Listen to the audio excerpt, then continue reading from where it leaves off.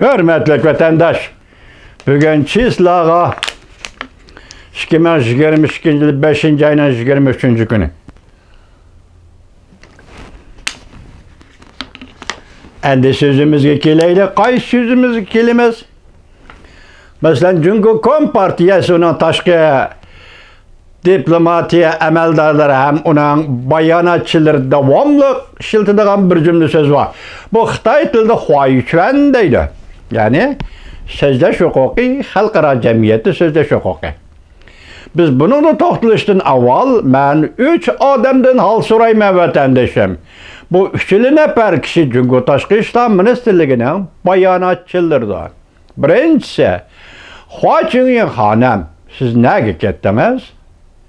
Benim demekçi boğunun 5. ayının 5. günü Amerika Qoşmuş Ştatlarının Devlet Mahkemesi Tayvan Amerika münasebetleri doğrusunda çıkarılgan xat yoki yezilgan xat, öçürilgan xat, yani bayan kılıngan fikirle ilan kılındı. Hua Hanım, siz neye gittiniz? Bayanatınızı görmedik ya.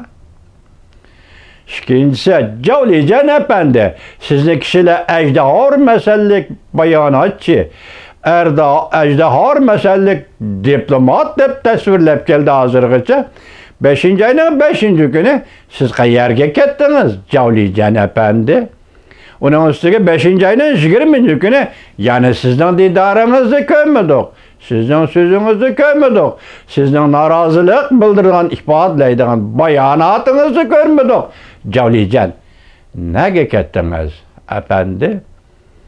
Ende, onun ben, Cumhuriyet Taşkı İşler Ministerliğinin bayanatçısı, siz ne ayıplamayla bana bugün iki kız yapıpsız, canıca menfaatimiz, ilgilik hukukumuz, zemin teritoriya bütünlüğümüz doğrusu da Cumhuriyet müraseleşmeydi ve Cumhuriyet bunun yol koymaydı diyen gapni kılıpsız.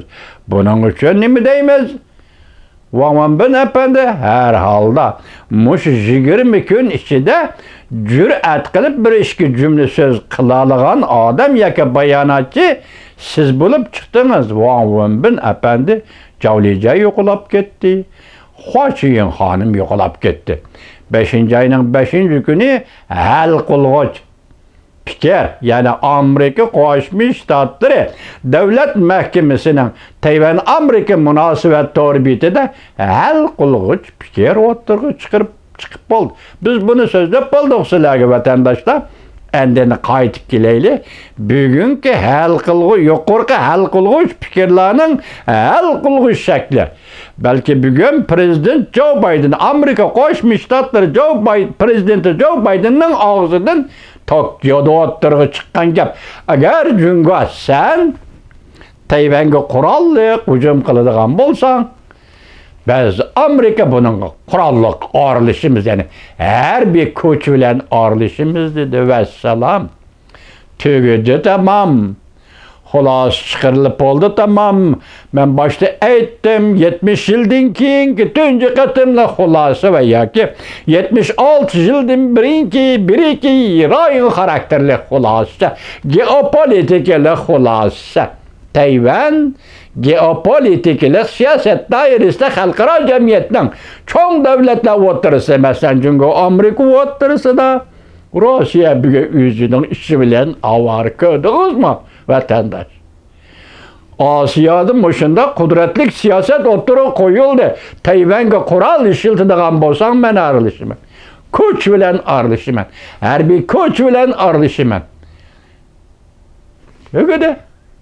Endi ben bir yerde huayuçven deyip ettim başlıktayla tekrarlaydığım söz kılış hukuku. Halkaradı söz kılış hukuku. Nöbeti sizden halkaradı söz kılış hukukunuz nime? Cumhurbaşkanı. Nöbeti sizden halkaradı söz kılış hukukunuz nime? Cumhuriyet Halk Cumhuriyeti bu devletin diplomatları yoki bayanatçıları sizden hazır halkaradı söz kılış hukukunuz nime? Tügül. Şundaklı sizden hazır partiye işçide hem devlet, Cumhuriyet devlet işçide hem söz kılış hukukunuz nime? Can Zemin Efendi, Hocintao Efendi, Xi Jinping efendi sizlerning söz qilish huquqinglar nima? Masalan, mushu esnada, mushu paytda nima deysizlar? Bir nima deydigan ish yoki tanlaydigan do'qmush, o'ng tarafga mengishmi, sol tarafga mengishmi? Tinch yo'l bilan masala hal qilishga mengishmi va yoki urush bilan masala hal qilishga mengishmi? Siz tanlaydigan do'qmushga keldingiz. Jungo Kompartiyasi siz tanlaydigan yoki xoychvat fikr qilish huquqini ishga soladigan, solalaydigan iqtidoringiz bo'lsa, hozir tugashdi. Gumron bo'ldi bu fikr qilish huquqi. Shundaq paytga keldingiz. Siz nima deyishingiz mumkin jungdanqa? Ben şu vaqtda qo'shib kelaman hozir Nazarband jazolar so'yqirim Uyg'uristonda elib berayotgan. Endi shu do'qmushga keldi. Tayvan masalasimi shu do'qmushga keldi. Uyg'uristonda so'yqirim, Tayvan bo'g'izida urush. Agar kiradigan bo'lsangiz, men harbiy kuch bilan ayrılışım. Tamam. Jungolik efendiler tamam. Sizlarning fikr qilish huquqinglar tamam. Tayvan bo'g'izida o'q chiqarish va yoki Tayvanga harbiy kuch bilan propoza qilish, tajovuz qilish bu tamam. Siz bu jur'at yo'q, sizda buni qiladigan ishim yo'q. Yo'lingiz itildi. Men tunigillik siyat dedim-ku. Osiyo Tinch okean ishlari bo'yicha Oqsaroyning davlat bexatarligi amaldori. Davlat bexatarligi amaldorlaridan Osiyo Tinch okean bo'yicha mas'ul amaldori Kurt Campbell nima dedi? Biz Ukraina Rossiya urushining Osiyo endi Tinch okean rayonida yuz berishiga yo'l qo'ymaymiz. Başınray efendi yana ikki cümle qistirib qo'yay. 1941-yili Gomindan armiyasi tajovuz qilib kirdi. Harbiy kuch bilan 100 ming kishilik harbiy kuch bilan Uyg'uristonga shundaq tajovuz qilib kirdi. 44-yili bu ülkede mustamlika urushi qo'zg'aldi. Zulmga chidamagan, eksploatatsiyaga chidamagan Uyg'ur xalqi mustamlikachilarga qarshi urush qo'zg'adi. Endi biz buni qaysi tarafdan bo'lsin, sabab nuqtai nazarda aytsak, mustamlika urushi shu yillarda shunda qo'zg'aldi. Endilikda biz so'zlab kelyapmiz Uyg'uriston Jungo Kompartiyasi yoki Xitoyning ikkinchi partiyasining hukmronligi ostiga tushib qoldi. Bugun navbat mushu yo'lga, mushu och yo'lga kirganda sizlar yana mustamlika urushi qo'zg'ashga tavakkalchilik qila olamsizlar, Washington efendi? Qarang, bu yo'l itilib ketdi. Qanday itilib ketdi? Tayvan hujum qilsang qurolli qarshiman dedi. Uyg'uristonning mustamlika urushi qo'zg'ash ehtimolligi bormi sizda, Washington efendi? Balki bu yo'qda. Lekin siz yaqindan biri ko'rli harbiy bazalarni ko'zdan ko'chirib kelganligingiz, shundaqli taklamakan qumlig'ida Amerika dengiz armiyasi hujum qilishning nishon tahlidi nishonlarini turg'izib chiqqanligingizdan qaraganda biz buni hay deymizda. Bu yerdami urush qo'zg'ash tavakkalchilik qilmang, Washington efendi. Uyg'uristonda mustamlika urushi qo'zg'ash tavakkalchilik qilmang jungdanqa. 1949-yili Stalin sizning askariy qismlaringizni aeroplanga qochirib, harbiy mashina qochirib Uyg'uriston qanday qilib kirgan bo'lsa va mavzudan kayni-kayndan takrorlab Xinjiang tinch yo'l bilan ozod qildik degan bo'lsa, bugun ham siz shundaq tinch yo'l bilan Uyg'uristondan chekinasiz. Agar Vladimir Putinning vaqti yetsa askariy harbiy qismlar mashinasini chiqarib berdi, shu mashina bilan qaytasiz. Agar Vladimir Putinning harbiy aeroplanlari sog' salomat bo'lsa, buning o'zimi qaltisiga pikan hozir deyilyapti. Tanklarga bir zambirak o'qi etilmaylar, Rossiya askarlari butun tankidan chiqib qaçadigan ish var ekan. Endi bu hozir Ukraina urush maydonida yuz beryapti. Agar Rossiyaning shu aeroplanlari sog' salomat bo'lsa, biz prezident Vladimir Putinga aytamizki, Stalin Xitoyning qizil armiyasini Uyg'uriston qanday boshlab kirgan bo'lsa, bugun siz shundaq Şu tariqada bu askeri kısımlarını Uyg'uristondan chekindirsiz prezident Vladimir Putin. Vaziyat shu yoqqa kelyapti, bosog'i shu yoqqa keldi. Bugün Tayvan'dan bosog'isi keldi, ati Kreml sarayının bosog'isi yetib keldi vaziyat deb ishonchimiz bor. Birinchisi Amerika Qo'shma Shtatlar hukumatiga shunday ishonchimiz bor. Shunga Mashanroy apandi siz navbatda Birlashgan Davlatlar Tashkiloti Kishilik huquq komitetining komissari yoki oliy valisi Michel Bachelet xonimni qanday kutib olish va'damizni turib dag'dug'iliq kutib olish. Yoki bu dag'dug'iliq kutib olishning oxirgi pallasi jazo lagerini biroqli bekor qilish. Şu davrga keldiniz, Mashanroy apandi, şu davrga keldiniz, Jungnanxay. Bugun sizning xohishingizdan xalqaro jamiyatda gap qiladigan huquqingiz qolmadi. Chunki gap qilish huquqi gumron bo'ldi. Inovat tugashdi.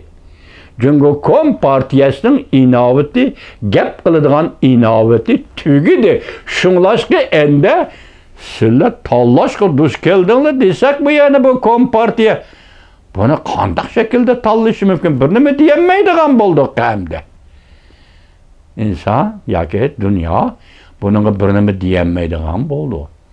Degan sizning hozir Tayvan bo'g'izidagi har qanday harakatingiz, hatto harbiy manverlaringiz, hatto uchib yurgan aeroplanlaringizmi to'xtash kerak bo'ldi-da. Shunday bo'ldi-da. Çünkü Amerika Qo'shma Shtatlarining prezidenti Joe Biden Tokyoda 23 kuni Yaponiyaning vaziri Fumio Kishida bilan muxbirlarni kutib olish yig'ini o'tkazib, agar Tayvanga qurolli hujum qiladigan bo'lsang, men harbiy kuch bilan arilishiman dedi. Dal shu kuni mana qistirib qo'yayman, vaqtga bek Amerika odamchi vaqt masalasi. Vaqt degan o'rinlashtirish masalasi degan gap. Men shuni qistirib qo'yaychi.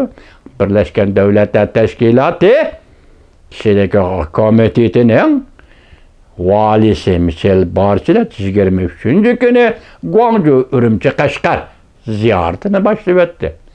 Sizga Alloh yar bo'lsin, Michel Bachelet xonim.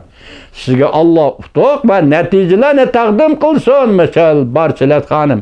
Men tunugin dedim, hozir buni nima deb tushundiramiz? Mashanroy, nima deb tushundiramiz? Jungnanxay, hozir prezident Joe Bidenning Tokyodagi bayonoti bilan qo'shib tushundirsak, ish bak eg'irlashib ketadi. Mashanroy apandi, bak eg'irlashib ketadi, javob qaytara olmaysiz, o'rningizda qo'polmaysiz. Chunki vaziyat shu ekan. Bu shu keldi o.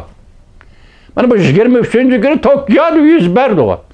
Prezident Joe Biden Amerika Qo'shma Shtatlarining shundaq dedi, Tayvanga qurolli hujum qiladigan bo'lsam, harbiy kuch bilan ardishiman.